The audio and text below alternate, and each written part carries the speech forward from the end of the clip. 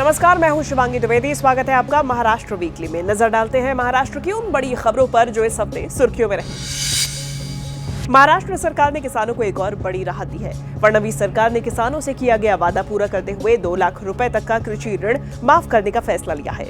मुख्यमंत्री देवेंद्र फडणवीस ने विधानसभा में बताया कि सरकार ने पुण्यश्लोक अहिल्या देवी होलकर शेतकरी कर्ज मुक्ति योजना के तहत अब 50,000 रुपए की शर्त हटा दी है। अब किसानों को 2 लाख रुपए तक की कर्ज माफी का फायदा मिलेगा। इस योजना से राज्य के 56 लाख किसानों को करीब 36,585 करोड़ रुपए की राहत दी जाएगी। सरकार ने किसान ऋण माफी योजना में दूसरी बड़ी राहत देते हुए ये शर्त भी खत्म कर दी है कि किसानों को अनुदान पाने के लिए साल 2026-27 में फसल ऋण का भुगतान करना होगा। महात्मा फुले कर्जमाफी योजनेतले जे लोक होते ज्यांना 50,000 रुपयापर्यंत आपण म्हटलं होतं त्यांनाही 2 लाखापर्यंत कर्जमाफी झाली। महाराष्ट्र सरकार ने राज्य परिवहन निगम को आर्थिक रूप से मजबूत बनाने के लिए पुनर्विकास का बड़ा फैसला लिया है। मुख्यमंत्री देवेंद्र फडणवीस ने निर्देश दिए हैं कि हर डिपो की व्यावसायिक क्षमता के मुताबिक विकास योजना तैयार की जाए और परियोजनाओं को पब्लिक प्राइवेट पार्टनरशिप यानी कि PPP मॉडल के तहत तेजी से आगे बढ़ाया जाए। परियोजनाओं से होने वाली आय को एस्क्रो खाते में जमा करके दूसरे डिपो के विकास में भी इस्तेमाल किया जाए। महाराष्ट्र के मुख्यमंत्री देवेंद्र फडणवीस ने नागपुर में महर्षि सुदर्शन वाल्मीकि वसाहत और प्रधानमंत्री आवास योजना 2.0 के तहत स्वप्न पूर्ति आवास परियोजना का भूमि पूजन किया। इस मौके पर उन्होंने घोषणा की कि लाज पागे समिति की सिफारिशों के आधार पर करीब 500 लोगों को जल्द नियुक्ति आदेश दिए जाएंगे। मुख्यमंत्री ने सफाई कर्मियों और समाज के हर वर्ग के आर्थिक सामाजिक उत्थान की प्रतिबद्धता जताई है। वहीं कार्यक्रम में केंद्रीय मंत्री नितिन गडकरी ने जानकारी दी कि परियोजनाओं से 800 से 900 परिवारों को पक्के घर मिलेंगे।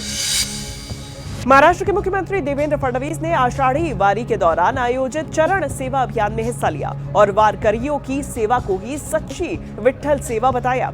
उन्होंने संत ज्ञानेश्वर और संत तुकाराम महाराज की पालकियों का आशीर्वाद लेकर सेवा कार्य में शामिल होने को सौभाग्य बताया और स्वयं सेवकों के प्रयासों की सराहना की। मुख्यमंत्री ने कहा कि वारकरी परंपरा, सेवा, समानता और भक्ति का संदेश देती है। मुख्यमंत्री ने जानकारी दी कि 2 से 3 सालों में पंढरपुर कॉरिडोर पूरा कर शहर को काशी, अयोध्या और उज्जैन की तर्ज पर विकसित करने का लक्ष्य रखा गया है।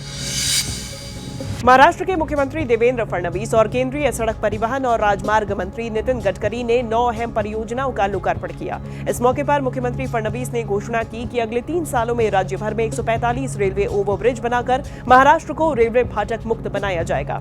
सीएम फडणवीस का कहना है कि इस पहल का मकसद रेलवे फाटकों पर होने वाली दुर्घटनाओं को रोकना, ट्रैफिक जाम से स्थायी राहत देना और लोगों को सुरक्षित और आवाजाही को आसान कराना है।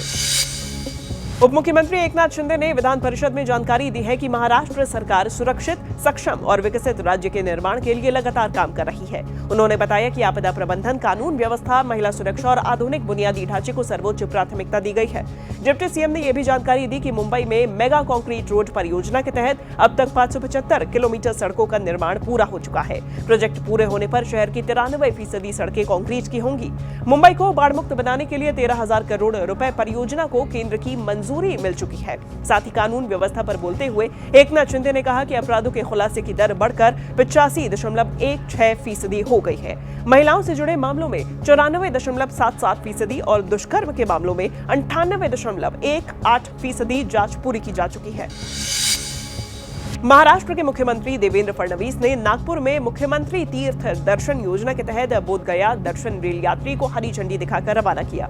इस योजना के जरिए श्रद्धालुओं और वरिष्ठ नागरिकों को भगवान गौतम बुद्ध की पावन तपोभूमि बोधगया के दर्शन के लिए सरकार की ओर से विशेष सुविधा उपलब्ध कराई जा रही है। मुख्यमंत्री ने यात्रा की व्यवस्थाओं की तारीफ की और कहा कि यह योजना लोगों को धार्मिक और आध्यात्मिक स्थलों के दर्शन का मौका दे रही है। महाराष्ट्र के उप मुख्यमंत्री सुनेत्रा अजित पवार ने अमृत भारत स्टेशन योजना के तहत बारामती रेलवे स्टेशन के आधुनिक पुनर्विकास के लिए पीएम मोदी और रेल मंत्री अश्विनी वैष्णव का आभार व्यक्त किया। लगभग 11 करोड़ 40 लाख रुपए की लागत से तैयार बारामती स्टेशन को जल्द ही राष्ट्र को समर्पित किया जाएगा। डिप्टी सीएम सुनेत्रा अजित पवार ने जानकारी दी कि 1914 से इतिहास समेटे इस स्टेशन को आधुनिक सुविधाओं से लैस किया गया है। हर दिन करीब 1800 यात्रियों को इसका फायदा मिलेगा। महाराष्ट्र वीकली में इस सप्ताह इतना ही। राज्य की संस्कृति और विकास से जुड़ी महत्वपूर्ण खबरें हम आप तक लगातार पहुंचाते रहेंगे। अगले हफ्ते देखना ना भूलिए महाराष्ट्र वीकली।